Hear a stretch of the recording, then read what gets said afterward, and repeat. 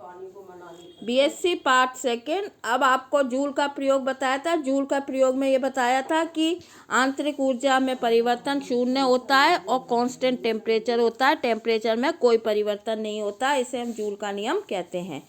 अब जूल और थॉमसन दोनों का प्रयोग हम देख चुके हैं कि जूल के प्रयोग में ताप में कोई अंतर नहीं होता। इसका कारण ये था कि बल्ब में रखी गई वायु की ऊष्माधारिता उस जल की ऊष्माधारिता की तुलना में नगण्य थी जो वायु को घेरे हुए थे। अतः बाद में जूल और थॉमसन ने कई प्रयोग किए जिसमें स्थिर दाब पर एक लंबी नली से अत्यधिक संपीड़ित वायु को सरंध्र डाट से स्थिर कम दाब के क्षेत्र में गुजारा गया।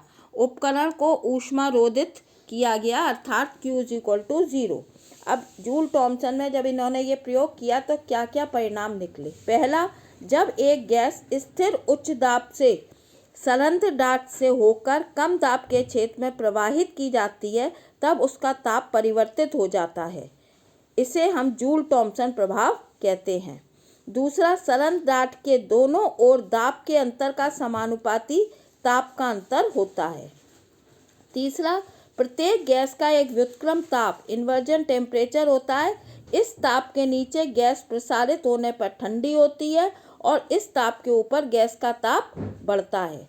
चौथा, जैसे जैसे गैस आदर्श व्यवहार की ओर बढ़ती है जूल थॉमसन का प्रभाव घटता जाता है, अतः आदर्श गैस के लिए जूल थॉमसन का प्रभाव शून्य होता है। हाइड्रोजन और हीलियम गैसों को छोड़कर सामान्यतः जूल थॉमसन प्रभाव में शीतलन होता है। कहने का अर्थ यह है कि जब हम किसी भी गैस को वास्तविक गैस NO2, CO2, H2 को छोड़कर क्लोरीन आदि को जब हम उच्च हाई प्रेशर से कम प्रेशर के क्षेत्र में एक सरल डाट नोजल से प्रवाहित करते हैं तो गैस ठंडी हो जाती है, शीतलन प्रभाव होता है, इसे हम कहते हैं जूल थॉमसन का प्रभाव। और ये क्यों होता है? जब गैस फैलती है तो इसे वॉन डेर वाल आकर्षण बलों के विरुद्ध कार्य करना पड़ता है। यह ऊर्जा व अणुओं की अपनी गतिज ऊर्जा से प्राप्त करती है, अतः गैस के अणुओं की गतिज ऊर्जा कम हो जाती है और ताप जो है वो कम हो जाता है। आदर्श गैस में वॉन डेर वाल आकर्षण के बल अनुपस्थित होते हैं, अतः जूल थॉमसन प्रभाव शून्य होता है। तो आदर्श गैस के लिए Q=0 होता है, W=0 होता है, डेल्टा E आंतरिक ऊर्जा में परिवर्तन भी शून्य होता है और डेल्टा E/डेल्टा V एट कांस्टेंट टेम्परेचर जिसे हम आंतरिक दाब कहते हैं वो भी शून्य होता है। अब जूल थॉमसन का प्रयोग का सिद्धांत, ये एक चित्र बना है जिसमें A है पिस्टन और B है पिस्टन, बीच में P1।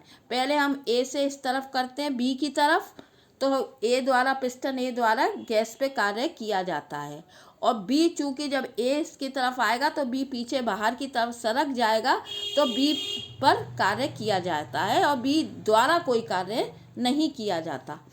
अब स्थिर दाब पर P1 पर पिस्टन A को सरल डाट R के मध्य 1 मोल गैस का आयतन यदि V1 है, अतः गैस को पिस्टन A द्वारा सरल डाट R की तरफ संपीड़ित किया जाता है। सरल डाट से निकलकर गैस पिस्टन B को धक्का दे देती है।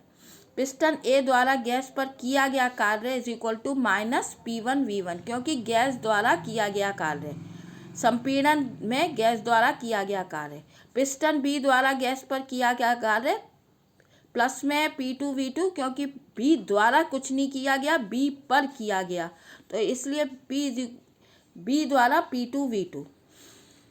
प्रसारण में गैस द्वारा किया गया कार्य, गैस द्वारा किया गया नेट कार्य हो गया P2V2 - P1V1। प्रक्रम को रुद्धोष्म दशा के कारण Q=0। इससे यह निष्कर्ष निकलता है कि आंतरिक ऊर्जा के व्यय पर गैस द्वारा कार्य किया जाता है। तो डेल्टा E=E2 - E1। ऊष्मा गतिकी के प्रथम नियम से डेल्टा E=Q - W, तो E2 - E1 0 - W और E2 - E1 + W 0। तो E2 - E1 और W बराबर है P2V2 - P1V1। ये मान इस समीकरण में रखने पर E2 - E1 plus P2V2 minus P1V1 is equal to 0। इसे पुनः व्यवस्थित करने पर तो एक ब्रैकेट में हम कर रहे हैं E2 plus P2V2 minus E1 plus P1V1 is equal to 0।